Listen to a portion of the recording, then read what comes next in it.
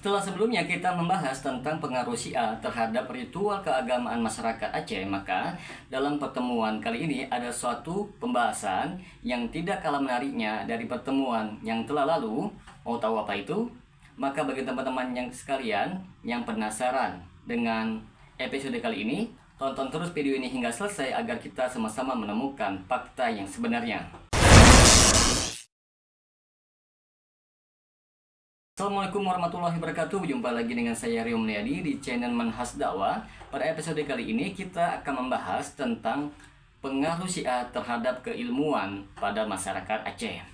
Proses Islamisasi di Nusantara melalui orang-orang Syiah atau paling tidak Persia memberikan kontribusi yang sangat besar dalam tradisi keilmuan dan intelektualisme. Kuatnya pengaruh Syiah dalam konteks ilmu dan tradisi keilmuan dapat dilihat dalam dunia tarekat dan tasawuf. Hal ini mungkin karena terjadi proses transfer ilmu antara ulama Nusantara yang berguru kepada ulama-ulama Persia sebagai konsekuensi logis dari terjadinya proses migrasi dan penyebaran Islam ke Nusantara. Karena itulah ulama-ulama dari Persia menjadi jembatan dalam memahami Islam, sehingga tidak mengherankan jika ulama dari Persia sangat terkenal di seluruh Nusantara, semisal Al-Khalas, Al-Attar, Sa'di, dan Umar Khayyam. Maka hampir dapat kami pastikan mereka adalah penganut mazhab Syiah. Sebagaimana yang disebutkan Nurdin dalam penelitiannya tahun 2014.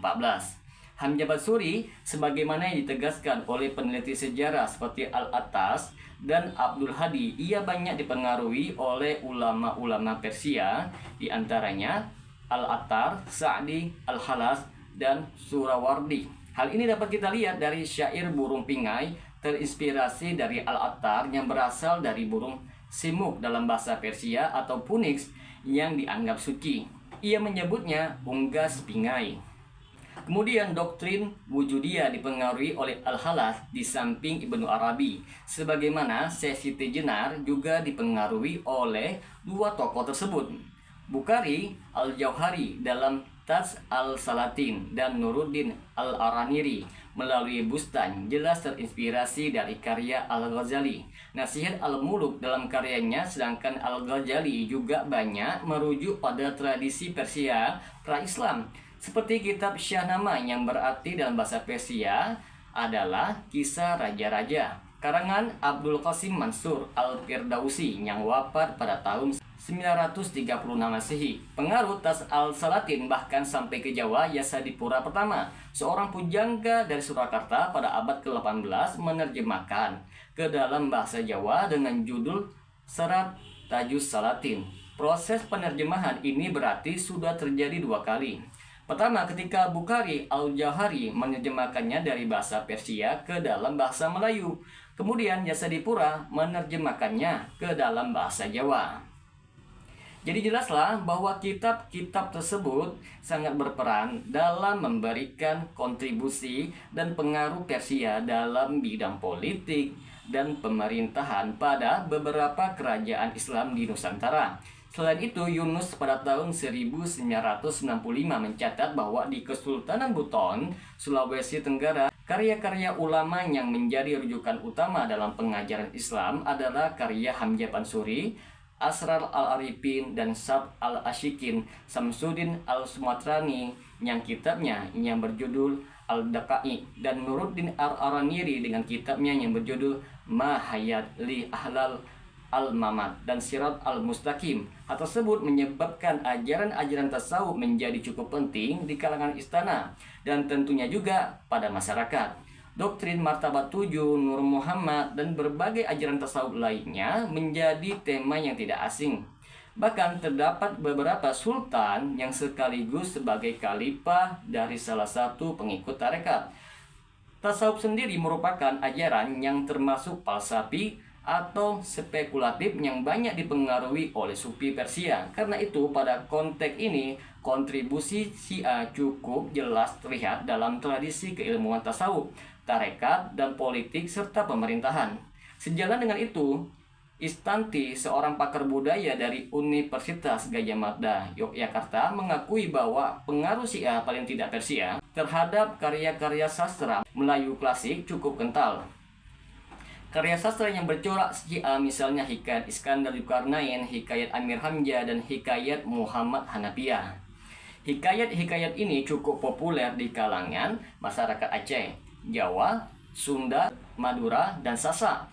Roman politik dan pemerintahan karya sastra yang mengandung peraturan dalam pemerintahan seperti Tas al-Salatin karya Bukhari al-Jahari dan Bustan al-Salatin karya Nuruddin al-Araniri. Panrokel memastikan bahwa Al-Jauhari menerjemahkannya dari bahasa Persia pada tahun 1630 atau paling tidak menggunakan sumber-sumber Persia antara lain Syiar al-Muluk oleh Nizam al-Mulk, Tuhfa al-Wuzara, dan kitab Asrar karya Fariruddin Attar yang wafat pada tahun 1230 Masehi, Tambi al-Ghafilin oleh Siraj al-Din Ali Khan. T. Iskandar yang merupakan salah seorang peneliti sejarah menyebutkan bahwa roman yang bercorak sufi dalam karya sastra ini banyak dijumpai dalam karangan ulama terkenal seperti Hamzah Pansuri, karyanya dalam bentuk syair seperti syair perahu, syair burung pingai, syair dagang. Dalam bentuk prosa pun ada seperti Syarab al-Asyikin, Asrar al-Arifin, dan Muntahi. Karya-karya Hamzah Pansuri sangat banyak dipengaruhi oleh tradisi Persia. Syair burung pingai diilhami oleh mantik al-Tayyar atau dalam bahasa Indonesianya musyawarah burung, karya al-Attar, penyair dari Persia. Ia juga memperkenalkan istilah syair yang dalam bahasa Melayu disebut pantun. Adalah puisi 4 baris yang berakhiran a, a. Syair model ini kemudian berkembang dan terkenal sampai saat ini di seluruh Nusantara.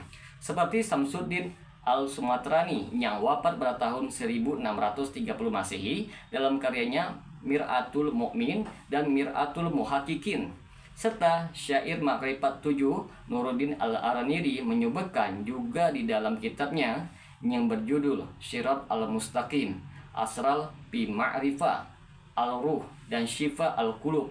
Karena itu tidak mengherankan jika ratusan naskah Museum Aceh dan yang terdapat dalam masyarakat mengoleksi banyak manuskrip yang diduga kuat dipengaruhi oleh mazhab Syiah, misalnya Hikayat Hasan Hussein, serta ditemukannya 4 manuskrip baru, semuanya berasal dari Pidi yang berjudul Hikayat Uro Asyura, dan 1 manuskrip lagi juga ditemukan di Pidi, Hikayat Perang Khaybar, yaitu menceritakan tentang kehebatan Imam Ali dalam melawan musuh Islam, dan ada 2 lagi manuskrip berasal dari Aceh Besar. Kemudian Hikayat Nun Parisi, terdapat 3 manuskrip dari judulnya dapat kita pastikan datang dari Persia. Hikayat Muhammad Hanafiah hanya 1 manuskrip, dan Hikayat Amir Hamzah juga 1 manuskrip berasal dari Lamno, Aceh Jaya. Dan Hikayat Nur Muhammad, naskah-naskah tersebut di atas, terutama Nur Muhammad dan Hikayat Hasan Hussein, sangat jelas menunjukkan kecondongannya kepada pengagungan kepada tokoh-tokoh utama yang dibanggakan dan dimaksumkan oleh kaum Syiah. Dalam teks Nur Muhammad terdapat uraian tentang penciptaan melalui Nur Muhammad yang diawali dengan uraian tentang Ali, Hasan, dan Hussein, tempat munculnya ciptaan. Ali adalah bagian terpenting dari seekor burung yang diberi nama burung nuri, yaitu kepala burung nuri, yang menunjukkan bahwa Ali diciptakan pada tempat yang paling mulia pada burung nuri tersebut. Semoga dengan sedikit penjelasan ini dapat memberikan wawasan bagi teman-teman sekalian tentang bagaimana pengaruh Syiah terhadap keilmuan di Aceh. Dan apabila channel ini dapat memberikan manfaat bagi teman-teman sekalian, silakan subscribe dan share. Semoga bermanfaat. Assalamualaikum warahmatullahi wabarakatuh.